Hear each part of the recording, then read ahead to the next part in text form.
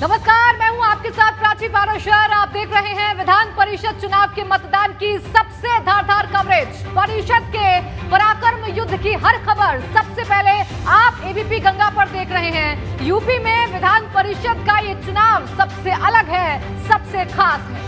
नमस्कार, मैं हूं आपके साथ अनु सिंह। विधान परिषद की 27 सीटों पर जारी मतदान की हर खबर आपको लगातार हम दिखा रहे हैं। ज्यादातर सीटों पर भाजपा और सपा के बीच सीधा मुकाबला है। दोनों ही दलों के अपने अपने दावे हैं, लेकिन इस बीच कई दिलचस्प बयान भी सुर्खियों में हैं। हम आपको हर खबर बताएंगे, हर जानकारी देंगे, हर तस्वीर हम आपको दिखाएंगे, लेकिन उससे पहले लगातार जो बड़ी खबरें आ रही हैं उसे जान लेना भी आपके लिए बहुत जरूरी है। इस वक्त की जो बड़ी खबर आ रही है, आइए जान लेते हैं। और इस वक्त की बड़ी खबर यह है कि अब विधान परिषद चुनाव के मतदान में सिर्फ 1 घंटा बाकी रह गया है। बड़ी खबर आपको बता रहे हैं, 3 बज चुके हैं, 4 बजे मतदान खत्म हो जाएगा।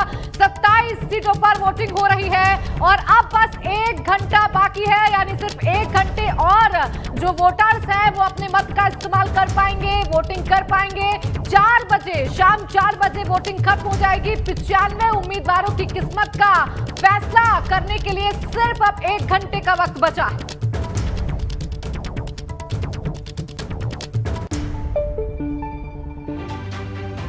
और देखिए, विधान परिषद चुनाव के लिए मतदान के 1 घंटे बाकी हैं। 27 सीटों पर वोटिंग लगातार जारी है। शाम 4 बजे तक डाले जाएंगे वोट। कुल 95 उम्मीदवारों की किस्मत का फैसला 1,20,657 मतदाता करेंगे। और इस बीच एक और बड़ी खबर मिल रही है। बड़ी खबर यह है कि यूपी के एमएलसी चुनाव में बम्पर वोटिंग हो रही है। वाराणसी में दोपहर 2 बजे तक 93% वोट पड़ गए हैं। कुशीनगर की बात करें तो 90% मतदान हुआ है।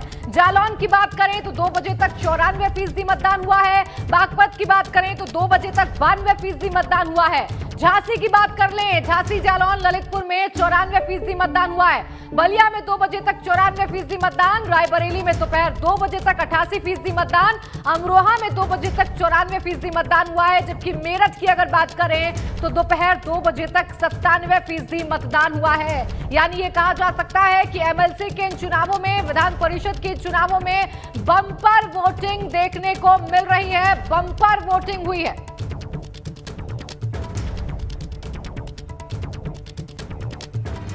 और इस बीच सबसे पहले बात इटावा फर्रुखाबाद सीट की कर लेते हैं। इसी सीट के तहत सैफई आता है, जहां आज मुलायम सिंह यादव के परिवार पर फिर से सभी की नजरें टिकी रखी हैं। इसकी एक वजह मुलायम सिंह यादव का मतदान था, तो दूसरी वजह शिवपाल सिंह यादव के 2 बयान भी रहे। शिवपाल सिंह यादव के इन बयानों ने अखिलेश यादव से मतभेद की अटकलों की ओर और हवा बढ़ा दी है। आइए मतदान से पहले और बाद में शिवपाल के 2 अलग अलग बयान आपको सुनवाते हैं।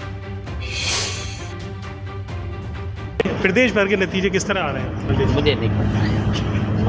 इटावा वोट डालने जा रहे हैं, किस तरह यहाँ के अब आप देख लेना, हम जा करके हम भी जा रहे वोट डालने। वोट डालने जा रहे हैं आप? हाँ। नेताजी भी आए हुए, उनसे मिलने जाए? आप मिलो जा करके। इस पर अभी मुझे कुछ नहीं कहना है, बस इतना जानते हैं, देखिए बहुत जल्दी उचित समय आने वाला है। सर, चेहरे पे मुस्कुराहट बहुत कुछ बयां कर रही है सर। वो घोषणा कब तक होगी, क्योंकि आप कह रहे हैं कुछ बड़ी? बहुत जल्दी उचित समय आएगा। नवदुर्ग क्या नवमी के बाद? सर, आपने कहा था कि नवरात्र के दौरान जो है एक बड़ी घोषणा हम कर सकते हैं, बड़ी चीजें कर सकते हैं। तो बहुत जल्दी, मैंने कहा बहुत जल्दी उचित समय आने वाला है, उसका इंतजार करो। और प्राची, देखिए लगातार जहां बयान देने से बचते हैं शिवपाल यादव, लेकिन अब उन्होंने कहा है उचित समय बहुत जल्द आने वाला है। बिल्कुल, देखिए इटावा फर्रुखाबाद सीट का मुकाबला कौन जीतेगा, इस पर सबकी नजरें टिकी हैं। लेकिन सबसे ज्यादा चर्चा इस बात की है कि अगर यहां भी भाजपा ने बाजी मार ली तो फिर अखिलेश यादव की साख पर कितने बड़े सवाल खड़े होंगे। इस मुकाबले में शिवपाल का झुकाव किधर है, इस पर सस्पेंस है, लेकिन उनके बयान ने सियासी तपिश बढ़ा दी है। आखिर शिवपाल जिस उचित समय की तरफ इशारा कर रहे हैं वो कब आने वाला है, और जब ये वक्त आएगा तो आखिर शिवपाल सिंह यादव क्या कहने वाले हैं, इस पर चर्चाएं तेज हैं। मैंने वोट डाल दिया है, इस पर अभी मुझे कुछ नहीं कहना है, उचित समय आने वाला है।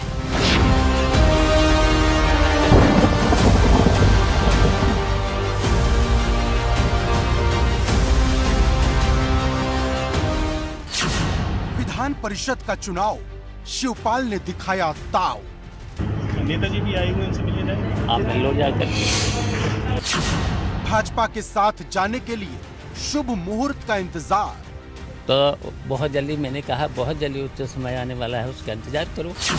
शिवपाल यादव अब लौटकर न तो अखिलेश के पास जाने वाले हैं और न ही अपने बड़े भाई मुलायम के पास। जो 1% की भी उम्मीद बची थी उसे उन्होंने एमएलसी चुनाव में वोट डालकर खत्म कर दी। विधान परिषद के चुनाव में शिवपाल ने किसे वोट किया ये तो उन्होंने नहीं बताया, लेकिन किसे वोट दिया होगा ये अपनी बातों से इशारों में साफ कर दिया। बस हम जानते हैं, मैंने वोट किया है, हाँ। जीत होना निश्चित है। एसपी कितने जीत रही है, बीजेपी कितना जीत रही है? अब रिजल्ट आएगा तब देख लेना। शिवपाल यादव जब जब कैमरे पर आए तब तब उनकी बातों में अखिलेश को लेकर नाराजगी दिखी। न सिर्फ अखिलेश को लेकर, वो इस बार तो मुलायम की बात पर भी उल्टा जवाब देते दिखे। अभी कुछ दिन पहले ही उन्होंने दिल्ली में मुलायम सिंह यादव से मुलाकात की थी, लेकिन जब इटावा में उनसे मुलायम को लेकर सवाल हुआ तो ऐसा जवाब दिया जिसकी उम्मीद भी नहीं थी। नेताजी भी आए हुए उनसे मिलने जाएंगे। आप मिल लो जाकर। शिवपाल ने मीडिया से बात बहुत कम की, लेकिन जितनी भी की वो ये बताने के लिए काफी थी कि अब उनके कदम न तो बड़े भाई मुलायम के आवास की तरफ जाएंगे और न ही अखिलेश की तरफ। वो तो कुछ सियासी धमाका करने के लिए तैयार खड़े हैं, बस सही वक्त का इंतजार है और ये वक्त नवरात्र के बाद आ सकता है या ये कहें कि विधान परिषद चुनाव के नतीजों के बाद। देखिए, लोकल बॉडी एमएलसी का चुनाव है, मैंने वोट डाल दिया है। किसके पक्ष में डाल दिया सर? गुप्त मतदान होता है। कुछ बात कहना चाहें सर? गुप्त मतदान होता है। समाजवादी पार्टी आरोप लगा रही है कि निष्पक्ष मतदान नहीं हो रहा है। इस पे अभी मुझे कुछ नहीं कहना है, बस इतना जानते हैं, देखिए बहुत जल्दी उचित समय आने वाला है। सर वो घोषणा कब तक होगी, क्योंकि आप कह रहे हैं कुछ बहुत जल्दी उचित समय आएगा। नवमी के बाद? शिवपाल जब ये बातें कर रहे थे तो उनके चेहरे पर एक अलग मुस्कान थी, एक ऐसा संकेत था जो कभी भी चौंकाने वाला फैसला सामने ला सकता है। जुबान पर सपा का नाम लेने से बचने वाले ये वही शिवपाल हैं जिन्होंने समाजवादी पार्टी को खाद पानी दिया, साइकिल चलाकर संगठन को मजबूत बनाया, लेकिन अब स्थिति ये आ गई है कि वो अपनी जुबान पर समाजवादी पार्टी का नाम तक नहीं लेना चाहते। सिर्फ इतना ही नहीं, उनकी बातों से लगता है वो अब खुलकर सपा के विरोध में खड़े हो चुके हैं। प्रदेश भर के नतीजे किस तरह आ रहे हैं? मुझे नहीं पता है। दावा वोट डालने जा रहे हैं, किस तरह यहाँ के अब आप देख लेना, हम जा करके हम भी जा रहे वोट डालने। शिवपाल दूसरी बार नाराज हैं और इस बार ऐसे नाराज हैं कि लौटने वाले नहीं हैं और शायद अखिलेश भी अब यही चाहते हैं कि शिवपाल के साथ उनके सियासी रिश्ते आगे ना बढ़े। इसके संकेत उन्होंने कन्नौज की प्रेस कॉन्फ्रेंस में दे दिए थे, जब शिवपाल पर किए गए सवाल को समय व्यर्थ करने वाला बताया था।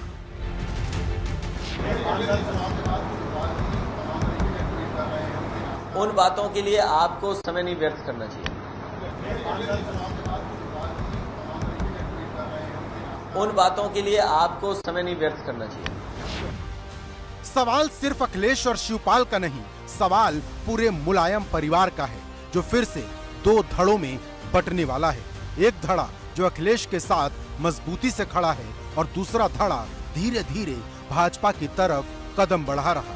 इसमें अपर्णा यादव भी हैं, हरिओम यादव भी, और शायद अगला नंबर शिवपाल का है, जिसके नाम पर मुलायम परिवार के सदस्य बोलना तक नहीं चाहते।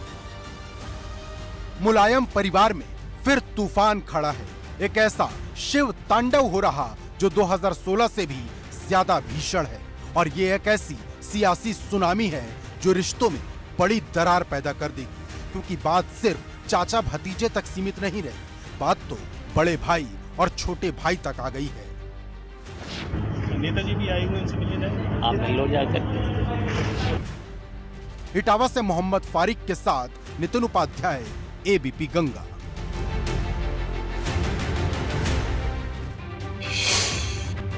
और चलिए इटावा फर्रुखाबाद की सियासी जंग कैसी है इसकी बिसात समझ लीजिए, जहां इस सीट में अब तमाम इटावा, फर्रुखाबाद के अलावा औरैया और कन्नौज के वोटर भी आते हैं।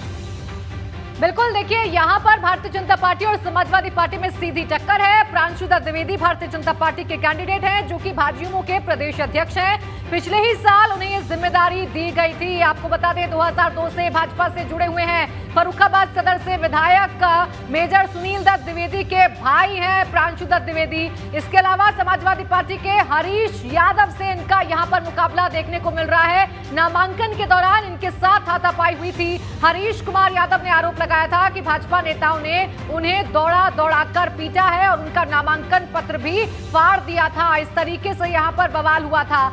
अब हमारे साथ हमारे तमाम सहयोगी बने हुए हैं ग्राउंड जीरो से, जो हमें लगातार तमाम अपडेट्स दे रहे हैं। ग्राउंड जीरो से सारी तस्वीरें हमें दिखा रहे हैं। मेरे तमाम सहयोगी इस वक्त आप टेलीविजन स्क्रीन पर देख रहे हैं, लेकिन सबसे पहले हम इटावा का रुख करेंगे। नितिन, आपके पास आएंगे। आज जो सियासी गर्माहट देखने को मिली इटावा में शिवपाल यादव के बाद, उसके बाद किस तरीके से रहा आज का चुनाव, क्या क्या आपने देखा और कितना उत्साह मतदाताओं में नजर आया? नितिन,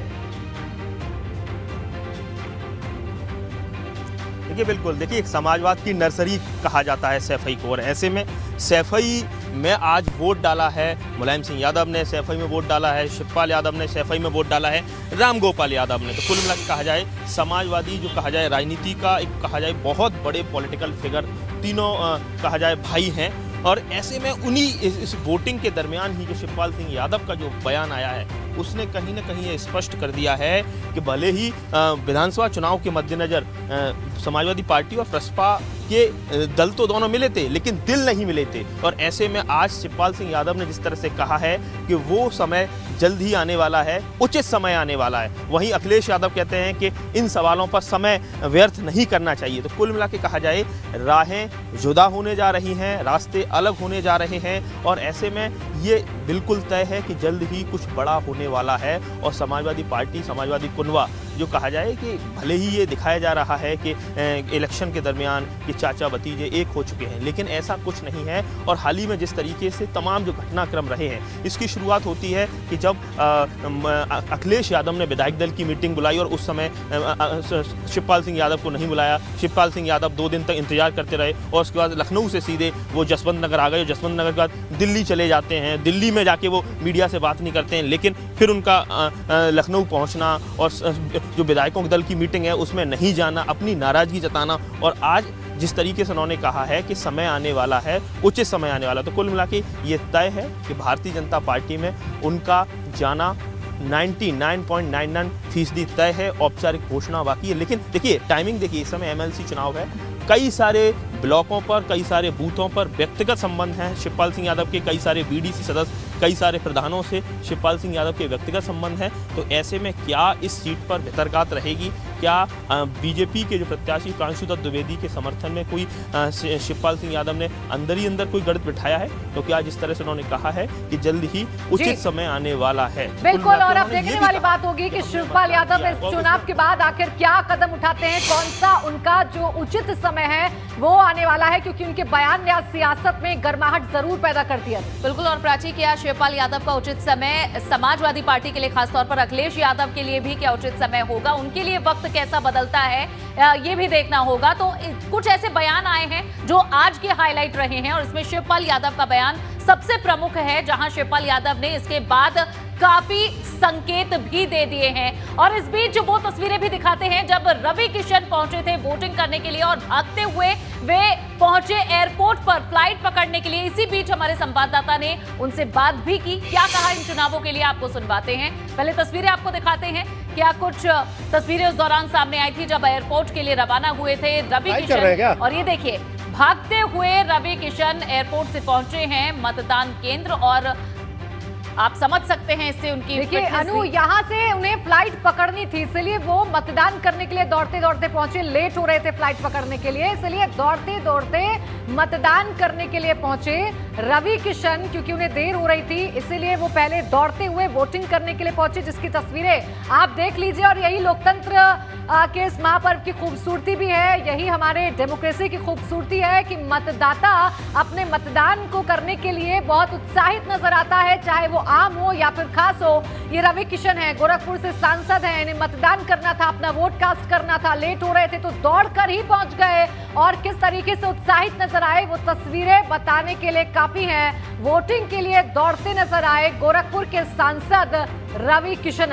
और देखिए, इन चुनावों में एक एक वोट की कीमत बहुत ज्यादा है और सांसद हैं रवि किशन गोरखपुर से, तो ऐसे में उनके वोट की और उनके वोट डालने की जरूरत बहुत ज्यादा थी और इसी का अर्थ समझते हुए आप देख सकते हैं रवि किशन दौड़ते हुए किस तरह से पोलिंग बूथ पर पहुंचे। वे सेंटर पर पहुंचकर वोट कास्ट करते हैं क्योंकि उन्हें फ्लाइट पकड़नी थी, इस वजह से भागम भाग में वे पहुंचे वोट डालने के लिए। और उसके बाद जब यहां से निकले और हमारे संवाददाता ने उनसे बात की, वो भी हम आपको सुना चुके हैं। उन्होंने ये भी कहा, जब उनसे सवाल पूछा गया कि आप लगता है बड़े फिट हैं क्योंकि हाँफे नहीं, आप भागते हुए तो आए, लेकिन इस पर उन्होंने कहा कि अब हाँफने का वक्त अखिलेश यादव का आएगा।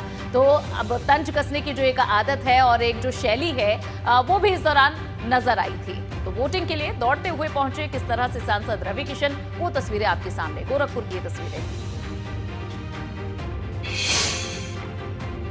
एमएलसी चुनाव है और गोरखपुर महाराजगंज सीट पर रवि किशन जो सांसद है गोरखपुर के हमारे साथ मौजूद है। दौड़ते हुए पहुंचे हैं। जब नगर निगम तो बात करते हैं, सुबह 5:30 बजे उठ जाते हैं, 1 घंटे आप शरीर को देते हैं, तो हाँफते हुए नहीं दिखे। लग रहा है कौन हाँफता हुआ दिखाई दे रहा है इस चुनाव? अखिलेश यादव। क्या वजह क्या है? और कांपते भी दिखाई दे रहा है। क्या वजह क्या? देखिए, जब आप सही सरकार नहीं चलाएंगे, जब आप मुर्तजा जैसे लोगों के बारे में उनके सपोर्ट में बात करेंगे, तब क्या होगा? आपकी विचारधारा पता चल जाती है, आपकी सोच वो पता चल जाती है कि 17 के पहले सरकार कैसे चला रहे थे, एमएलसी कैसे थे, वो बीडीसी भी जान रहे हैं, प्रधान जी भी जान रहे हैं, विधायकगण भी जान रहे हैं, सांसद भी जान रहे हैं। तो उनको पता है कि हमारा काम कभी नहीं होता था। एमएलसी तो चुन के आ जाते थे लेकिन बाद में सुनवाई नहीं होती थी, तो बीडीसी प्रधान सबका वोट बेकार हो जाता था। तो अब वो पूरा सब लोगों का वोट कार्य हुआ। सारे जितने भी हमारे पदाधिकारी, जितने भी पार्षदगण हैं, जितने भी लोग हैं, अब प्रसन्न हैं कि अपना एमएलसी होगा, हमारी बात होगी, हमारी सरकार होगी, हमारा एमएलसी होगा, हमारे विधायक होंगे, हमारे सांसद होंगे, हमारे मुख्यमंत्री होंगे। तो मेरा काम क्यों नहीं होगा? मेरा प्रदेश क्यों आगे नहीं बढ़ेगा? एमएलसी का चुनाव गोरखपुर का, तो आपने आप देख रहे हैं सीपी चंद हैं यहाँ पर, तो का लगत बा जैसे यूपी में का बा, जैसे विधानसभा चुनाव में आपने कहा था यूपी में का बा, तो तस्वीर पलट गई, तो का लगत बा एमएलसी चुनाव में का बा, यूपी में कितना सीट आवत बा? का के हम कहें कि जे कबो न रहल, आप कहले रहना भैया हो, महादेव के लाज रखना हमार, जे कबो न रहल अब बा यूपी में। सब वो यूपी में एमएलसी भी रही हैं। सीपी चंद जी ऐतिहासिक जीत से महाराजगंज से गोरखपुर से जीतेंगे, आप मेरी बात याद रखिए। अब इस बार यूपी में कितनी सीटें क्या का बा यूपी में? देखा, अब हमके तो पूरा बहुमत लगा था कि हम उसमें हम दावेदारी हमारी हर सीट पर दिखाई दे रही, उसमें कहीं इफ एंड बट नहीं दिख रहे। मतलब जो सपा के विचारधारा के भी लोग हैं वो भी अब हम लोग की तरफ प्रभावित हुए। जैसे उत्तराखंड में सारे लोग आपसे भाजपा में आ रहे हैं, उसी तरह अब हमको जो आज सुबह से खबर आ रही है कि सपा के सब लोग भी हम ही लोगों को सपोर्ट करते हैं। नीरज श्रीवास्तव, एबीपी गंगा, गोरखपुर। तो गोरखपुर में जीत का दावा कर रहे हैं रवि किशन। अब बात करेंगे प्रतापगढ़ की, जहां भाजपा, जनसत्ता दल, लोकतांत्रिक और सपा के बीच त्रिकोणीय मुकाबला है। यहां विधान परिषद चुनाव में मतदान करने पहुंचे कुंडा के विधायक और जनता दल लोकतांत्रिक के अध्यक्ष राजा भैया ने अपनी पार्टी की जीत का दावा किया है। बिल्कुल, और यहाँ राजा भैया की पार्टी से उनके करीबी अक्षय प्रताप सिंह उम्मीदवार हैं। सबसे पहले आपको सुनाते हैं राजा भैया ने एबीपी गंगा से एक्सक्लूसिव बातचीत में क्या कहा है। इस वक्त मेरे साथ कुंडा के विधायक और जनसत्ता पार्टी के राष्ट्रीय अध्यक्ष रघुराज प्रताप सिंह और राजा भैया मेरे साथ हैं। सबसे पहला सवाल आपसे राजा भैया यही है कि लगातार 4 बार तो आप निर्विरोध बनवाते आए हैं अक्षय प्रताप सिंह को एमएलसी, लेकिन इस बार बीजेपी ने अपना उम्मीदवार खड़ा कर दिया, चुनौती है? पूरे जिले के सारी विधानसभा, सारे ब्लॉक के पंचायत प्रतिनिधियों का पूरा आशीर्वाद है और हम लोग अकेले 85% से अधिक वोट लेकर के विजयी हो रहे हैं। बीजेपी के सांसद प्रतापगढ़ से संगम लाल गुप्ता, उनका कहना है कि पहले आप 1 लाख वोट से जीत के आते थे, लेकिन इस बार सिर्फ 29,000 से जीते हैं। तो ये कहीं ना कहीं स्पष्टता दिखा रहा है कि आपका जो प्रभाव वो कम हो रहा है। नहीं, कोई दिक्कत नहीं है, फिर सही हो जाएगा सब कुछ। हमको पता नहीं कि सांसद जी ने ऐसा कहा या नहीं कहा। नहीं, मुझसे ही कहा, मैं अभी उन्हीं से पास, उनके पास ही आ रहा हूं। ये कोई बात नहीं, जनता का प्रसाद है, जनता का आशीर्वाद है। जिस लायक समझा उन्होंने आशीर्वाद दिया। हमारी सेवा जारी रहेगी। तो आप क्या इसके बाद आपकी क्या चुनौती रहेगी? अगर 12 तारीख को आप जीतते हैं तो क्या आगे? इसके बाद जनसेवा का अभियान शुरू होगा। पिछले 1 वर्ष से हम सभी साथी चुनाव, पहले जिला पंचायत के सदस्यों का चुनाव, फिर अध्यक्ष का चुनाव, फिर ब्लॉक प्रमुख का चुनाव, फिर विधानसभा का चुनाव और अब ये विधान परिषद, तो लगातार जनसत्ता दल विजयी होता चला है। तो अब सेवा का समय। समाजवादी पार्टी के भी उम्मीदवार इस बार यहाँ से खड़े हुए हैं। हर बार समाजवादी पार्टी का समर्थन कहीं ना कहीं आपको मिलता था। आपको कहीं वो गिनती में लग रहे हैं क्या? कहीं गिनती में दिख रहे हैं। प्रत्याशी खड़ा होने तो कोई भी खड़ा हो जाए, लोकतंत्र है, जिसने चाहा उसने नामांकन कर दिया, लेकिन वजूद क्या है इस पे जाइए ना। आप तो प्रतापगढ़ के रहने वाले भी हैं। शुक्रिया हमसे बातचीत करने के लिए। ये रघुराज प्रताप सिंह राजा भैया हैं जो कि कह रहे हैं कि समाजवादी पार्टी का कोई वजूद नहीं है। एक बार फिर से यहाँ से ये चुनाव जीत कर दिखाएंगे। जब 12 तारीख को नतीजे आएंगे तो अक्षय प्रताप सिंह फिर से यहाँ पे विजयी होंगे। हर दल से आगे बता रहे हैं तो वहीं भाजपा उनके दावों को खारिज कर रही है। प्रतापगढ़ से भाजपा सांसद संगम लाल गुप्ता ने भी एबीपी गंगा से खास बातचीत की है। उन्होंने विधान परिषद चुनाव में अपनी पार्टी की बड़ी जीत का दावा किया है। प्रतापगढ़ में आज विधान परिषद सदस्य के लिए चुनाव हो रहा है और मेरे साथ इस वक्त बातचीत करने के लिए मौजूद है प्रतापगढ़ से बीजेपी सांसद संगम लाल गुप्ता जी। सर, चूंकि 4 बार यहाँ से अक्षय प्रताप सिंह जो कि जनसत्ता दल से इस बार उम्मीदवार हैं, वो चुनाव जीतते आ रहे हैं, आपको लग रहा है कि बीजेपी कमल खिला पाएगी? देखिए, इस बार बिल्कुल जिस तरीके से वोटरों में उत्साह है और भारतीय जनता पार्टी के प्रत्याशी हमारे माननीय हरि प्रताप सिंह जी जो पूर्व में विधायक भी थे, नगर पालिका अध्यक्ष भी थे, पार्टी ने उनको प्रत्याशी यहाँ से बनाया है और वोटर में प्रधान, बीडीसी जो भी जनप्रतिनिधि वोट देते हैं इस स्थानीय निकाय चुनाव में, उनमें एक उत्साह का माहौल है। उनको भी बदलाव चाहिए क्योंकि क्षेत्र का विकास चाहिए। इसके लिए इस बार यहाँ से भारतीय जनता पार्टी के प्रत्याशी हरि प्रताप सिंह जी एक बहुमत से यहाँ से जीतेंगे चुनाव, ये पूरे विश्वास है। अक्षय प्रताप अमूमन यहाँ से अब तक निर्दलीय होते आए हैं, बीजेपी फाइट दे रही है, तो लग रहा है कि राजा का जो गढ़ है, जो किला आप लोग तोड़ पाएंगे? देखिए, इस बार के चुनाव में, इस बार के विधानसभा के चुनाव में जिस तरीके से राजा भैया लाखों वोट से जीतते थे और उनकी जीत का अंतर 29,000 वोट पे ही वो सिमट गए हैं, तो अब जनता में जो डर का खौफ, जो डर का माहौल रहता है, वो सारे चीज़ 2017 के बाद समाप्त हो चुके हैं। अब जनता स्वतंत्र हो चुकी है, डर का माहौल समाप्त हो चुका है। विकास के पथ पर सरकार जिस तरीके से 5 साल के बाद 37 सालों में पहली बार किसी एक पार्टी का दोबारा मुख्यमंत्री हो रहा है, तो जनता का विश्वास भी है। उसी तरीके से प्रतापगढ़ में भी एक बदलाव की राजनीति है और बदलाव की राजनीति में जिस तरीके से विधानसभा के चुनाव में देखा गया, हमें विश्वास है कि हरि प्रताप जी यहाँ से जो तो प्रतापगढ़ का जो मुकाबला है वो बहुत दिलचस्प है। अपने अपने दावे हैं। मेरे सहयोगी प्रतापगढ़ से अविनाश तिवारी हमारे साथ मौजूद हैं। इसके अलावा ग्राउंड से मेरे तमाम सहयोगी पल पल की अपडेट्स हम तक पहुंचा रहे हैं। अविनाश, बीजेपी दावा कर रही है कि राजा भैया का प्रभाव कम हो रहा है और इस सीट को वो जीत कर दिखाएंगे। राजा भैया कह रहे हैं कि एक बार फिर से उनका ही जादू चलेगा और उनकी ही पार्टी का कैंडिडेट जीतेगा। इन सबके बीच आज का चुनाव, आज का मतदान कैसा रहा प्रतापगढ़? देखिए, दावे तो सभी कर रहे हैं, लेकिन जब नतीजे आएंगे तभी दावों की पुख्ता और सच्चाई सामने आएगी।